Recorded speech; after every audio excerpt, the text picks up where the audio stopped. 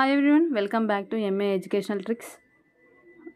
మరి ఈరోజు 19th June afternoon session paper మరి కొన్ని బిట్స్ అయితే మనకు రావడం జరిగింది. అయితే చాలామంది అడిగారు కానీ ప్రాపర్గా క్వశ్చన్ ఎలా ఇచ్చాడనేది చెప్పలేకపోతున్నారనమాట. అయితే క్వశ్చన్ పేపర్ అయితే ఓవరాల్గా కాస్త టఫ్గానే ఉంది అని చెప్తున్నారు. ఆఫ్టర్నూన్ సెషన్ అనేది సైకాలజీ వచ్చేసి ఆల్మోస్ట్ అంతా కూడా అప్లికేషన్ మెథడ్లోనే ఉంది అని చెప్పారు. జీకే అండ్ కరెంట్ అఫైర్స్ కూడా కాస్త టఫ్గానే ఉన్నాయన్నారు. పిఐఈ మాత్రం కాస్త డైరెక్ట్ బిట్స్ అడిగాడు. అయితే కొంచెం ఒక క్వశ్చన్ వచ్చేసి మనకు జతపరచుములాగా ఇవ్వడం జరిగిందంట. కాబట్టి ఈ అంశాన్ని కూడా గుర్తుపెట్టుకోండి. నెక్స్ట్ తెలుగులో చూసుకుంటే ఆల్మోస్ట్ పాపం కవుల మీదనే 3 బిట్లు అయితే ఇవ్వడం జరిగిందంట.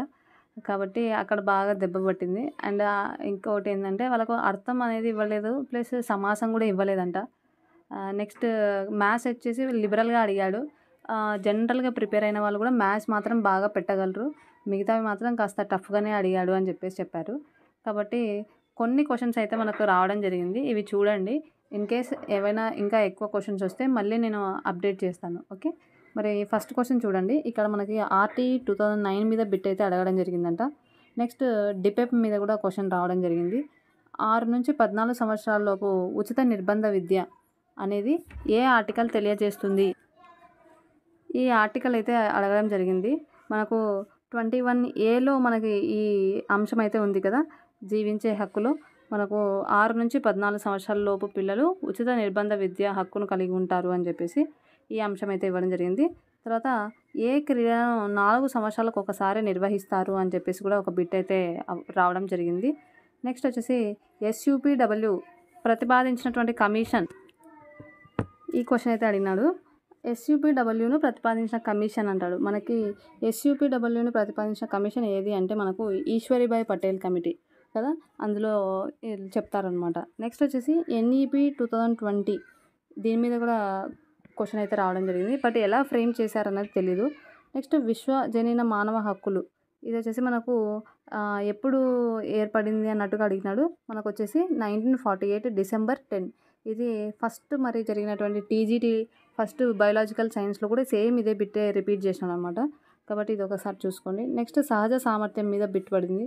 నెక్స్ట్ సైన్స్లో వచ్చేసి ఆహారపు గొలుసు మీద కూడా క్వశ్చన్ అడిగినాడంట. చెప్పా కదా ఇందాక, కవుల మీద 3 బిట్స్ పడ్డాయంట. ఒకటి జతపరచుములాగా, ఇంకొకటి ఏమో సరికానిది, ఇంకొకటి మరొక మోడల్ మీద అడిగినాడంట. ఇంగ్లీష్లో వచ్చేసి మనకు నావలిస్ట్ గురించి అడిగినాడంట, ఒక రచయిత మీద.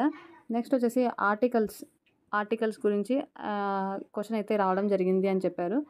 కాబట్టి మోస్ట్లీ సరికానిది ఏది, సరైనవి ఏవి, ఇట్లా కాస్త టిపికల్గానే ఉన్నాయి అన్నారు.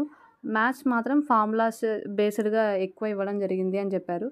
కాబట్టి కొంచెం ఏమంటారు, నెక్స్ట్ ప్రిపేర్ అయ్యే వాళ్ళు 3rd నుంచి 8th కంటెంట్ మాత్రం బాగా ప్రిపేర్ అయి ఉండండి అని చెప్పేసి నేను చెప్పగలను. అదొక్క విషయం మాత్రం. సో ఇవి బిట్స్ అనమాట. ఇన్ కేస్ ఇంకా ఏమైనా ఎక్స్ట్రా బిట్స్ ఏమైనా వస్తే నేను పోస్ట్ రూపంలో కానీ లేదంటే మన వాట్సాప్ గ్రూప్లో నేను షేర్ చేస్తాను. ఓకే, మరి ఈ వీడియో కనుక మీకు నచ్చినట్టయితే లైక్ చేయండి, షేర్ చేయండి. ఏమైనా డౌట్స్ ఉంటే కమెంట్ బాక్స్లో తెలియజేయండి. అండ్ సబ్స్క్రైబ్ చేసుకోవాల్సిందిగా మనస్ఫూర్తిగా కోరుకుంటూ సెలవు తీసుకుంటున్నాను. Thank you so much and have a nice day.